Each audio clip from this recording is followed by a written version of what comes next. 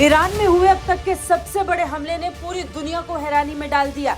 Houthi विद्रोहियों के समर्थन के लिए जाना जाने वाला ईरान अब खुद आतंकवाद का शिकार हो गया। खुद आतंकवाद का दंश झेल चुका भारत ऐसे में ईरान के साथ इस मुश्किल घड़ी में खड़ा हो गया। ईरान पर हुए आतंकी हमले पर भारत के विदेश मंत्रालय ने ट्वीट कर अपनी संवेदनाएं व्यक्त की और अपनी एकजुटता ईरान को दिखाई।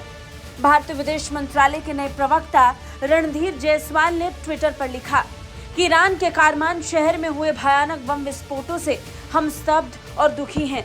इस कठिन समय में हम ईरान की सरकार और लोगों के साथ अपनी एकजुटता व्यक्त करते हैं। हमारी संवेदनाएं और प्रार्थनाएं पीड़ितों के परिवारों और घायलों के साथ हैं।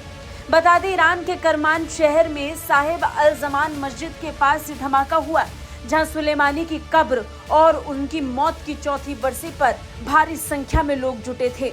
ईरान की करमान शहर में ईरानी सेना के पूर्व जनरल सुलेमानी की कब्र के पास जब धमाका हुआ तो हर तरफ भगदड़ मच गई और उसके ठीक थोड़ी देर के बाद दूसरा धमाका भी हो गया।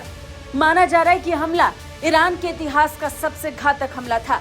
ईरान पर हुए इस हमले को लेकर सभी देश अपनी अपनी तरह से प्रतिक्रिया दे रहे हैं। जहां ईरान इस हमले के लिए इजराइल को जिम्मेदार ठहरा रहा है, वहीं अमेरिका इजराइल का बचाव कर रहा है।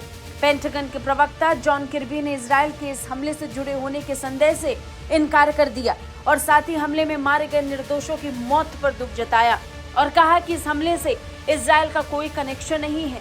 जॉन किर्बी ने कहा, हमारे पास इस बारे में कोई विस्तृत जानकारी नहीं कि ये कैसे हुआ या इसके लिए कौन जिम्मेदार हो सकता है। इस समय हमारे पास ऐसा कोई संकेत नहीं कि इजराइल किसी भी तरह से इसमें शामिल था। वहीं रूस और तुर्की सहित कई देशों ने हमलों की निंदा की। पुतिन ने हमले के बाद अपनी संवेदनाएं ईरान के लोगों, सर्वोच्च नेता खमेनी और राष्ट्रपति रईसी को पत्र लिखकर भेजी। पुतिन ने कहा, कब्रिस्तान जाने वाले शांतिपूर्ण लोगों की हत्या क्रूरता और संशय से भरा हुआ है। ये चौंकाने वाला है।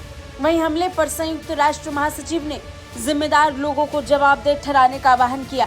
बता दें, जिस पूर्व जनरल सुलेमानी की कब्र के पास ये धमाका हुआ, उसकी मौत 3 जनवरी 2020 को बगदाद हवाई अड्डे पर अमेरिकी ड्रोन हमले में हुई। ईरान में सुलेमानी एक कद्दावर शख्सियत थे। उन्हें ईरान के सुप्रीम नेता आयतुल्ला अली खमेनी के बाद देश का दूसरा सबसे ताकतवर शख्स माना जाता था और अब उसी ताकतवर शख्स की कब्र पर सैकड़ों लाशें बिछ गई। ब्यूरो रिपोर्ट, भारत तक।